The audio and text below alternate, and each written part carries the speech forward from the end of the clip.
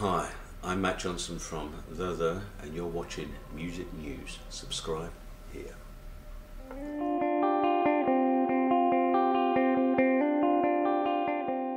Matt Johnson, it's a pleasure to meet you.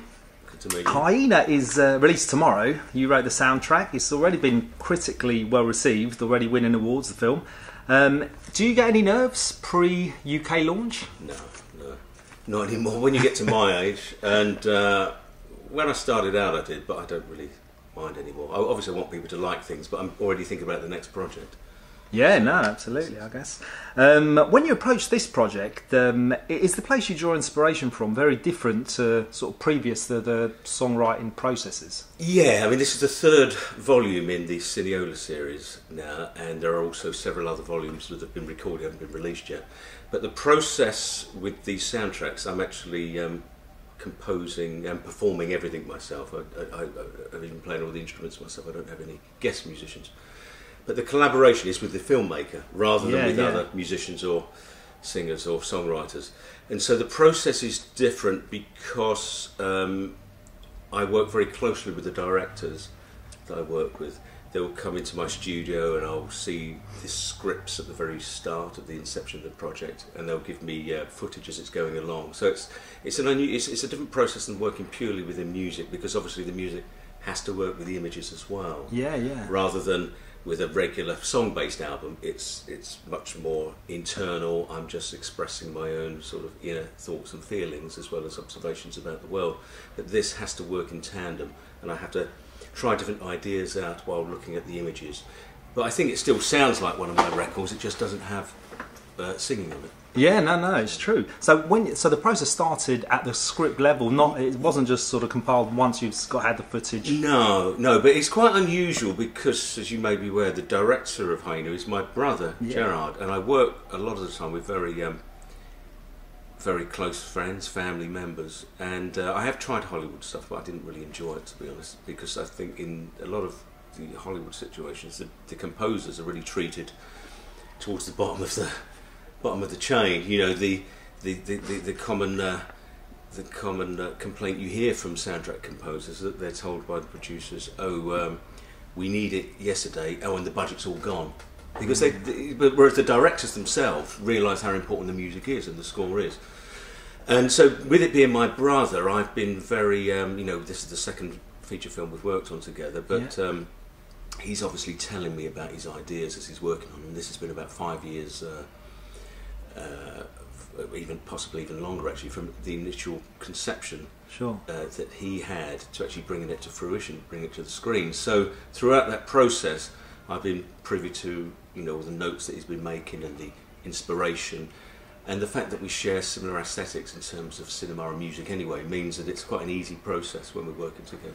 Yeah. I mean, in terms of the instruments that you're going to use, then, did he give you any guidance on that? Yeah, and he's younger than me. He's about 11 years younger, so his taste in films tends to be sort of 70s to 80s, whereas mine is more 60s to 70s.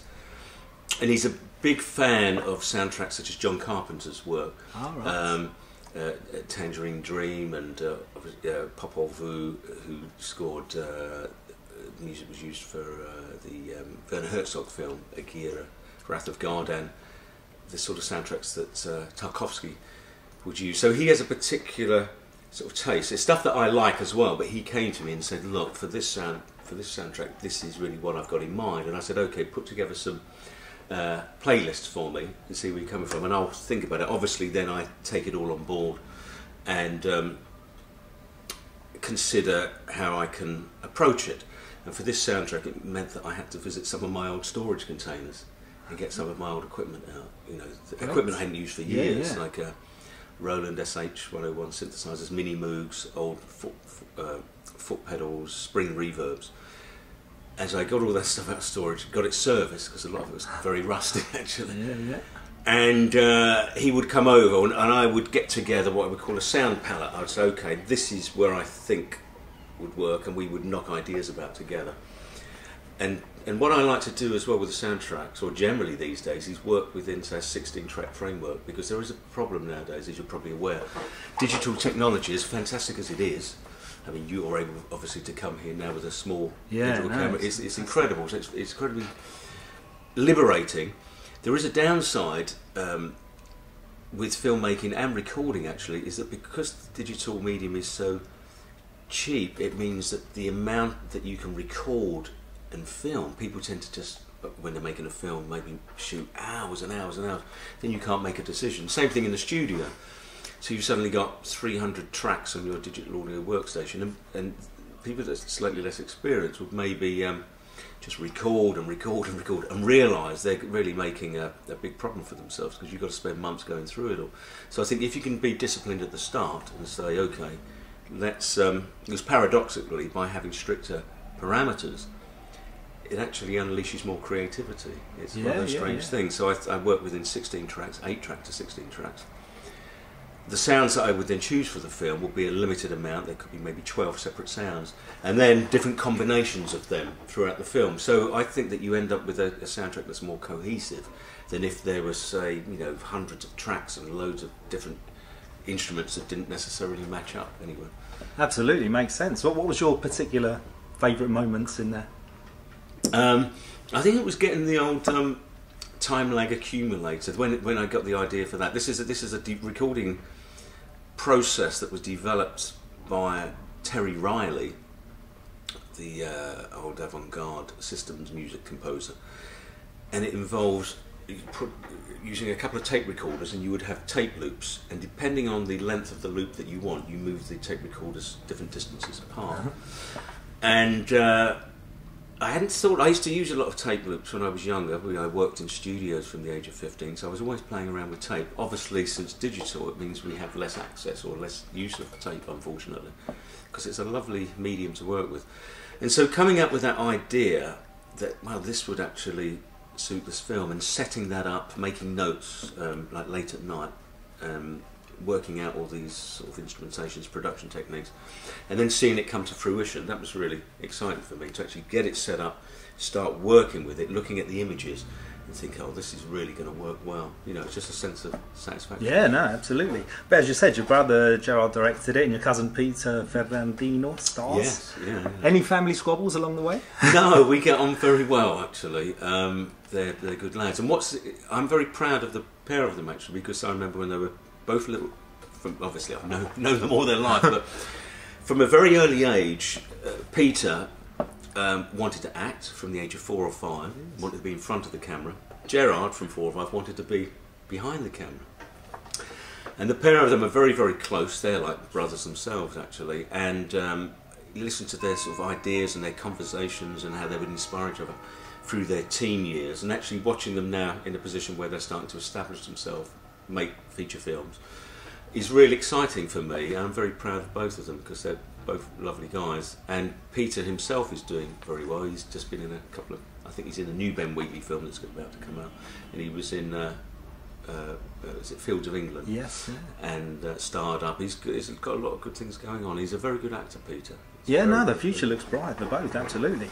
But when you set up the Cineole label, you became more involved in the cinematic recording process, although you've always had a very big interest there. Yeah. What is it that draws you to that side, this side, cinematic side of the music these days? When I was a little boy, I loved certain television programs that I loved, and it was the music as much as anything else, probably beyond anything else. Shows like The Avengers had fantastic theme tunes, Danger Man, The Persuaders, The Prisoner. I've always loved theme tunes and film soundtracks. As kids, we had, our dad would buy soundtracks like Lawrence of Arabia, West Side Story. So that's something I always really enjoyed. And also as a young boy, teenager, I left school early and I worked at the age of 15 for a company called DeWolf, who were based in Soho, specialised in television and film soundtrack work. So that's something that I've really been involved with from a very early stage. And about 2002, I sort of put all my instruments away. I pretty much finished with music. I was quite disillusioned, really, and I took a lot of time off and lived abroad. And slowly, it was through film soundtracks that I started to get my enthusiasm back. Actually, also not having the pressure of writing words, having everything. overanalyzed, the feeling that you've got to make a statement all the time, I suppose. It's just quite freeing. I love being in the studio more than I love being on stage, so it was a natural thing for me to do. As I mentioned, there's a bunch of other ones that have not been released yet. I've done a series of Scandinavian films, and it's Turkish and Lebanese, and they'll be coming out through the label as well. And but what's interesting is it's actually got me my passion to do another song-based album as well, because I've been enjoying being in the studio. So. What, the album? Yeah. Great stuff. When's that? I've just started writing it, and the writing process, you never know how long that's going to take. You know, I mean, there's a lot of material, but there's no finished songs yet. I'm still working away, and because I've got so many other projects going on at the moment, I can't devote myself to that yet. So that's probably going to be sometime next year, actually. Any working title as such? Or? There is, but that's I don't want to say, because they change all the time anyway. And then you suddenly get when you mention titles, then they get out and people start using it, and then they're disappointed. I mean, what sort of sound are we looking at? Sort of a similar thing to as where you left off, or something completely new? I think very stripped down, very simple, very melodic. I may play everything myself. I may get some of my old bandmates back. I don't know yet, but the songs themselves will have the usual combination of political and personal. There's a lot going on in the world. Yeah, it certainly is. It's an interesting time, frightening time, but a fertile time, I think, as well. Absolutely. But you mentioned your dad earlier on, and I mean, you've got an amazing family history. I was reading up on your dad, Eddie Johnson. Did you have the copy of the book? No, but I'm absolutely going to get it. Yeah, I'll give you a copy. Actually. Thanks. Tales from it's a great document. Here you go. There's one here we have. Fantastic. Lovely.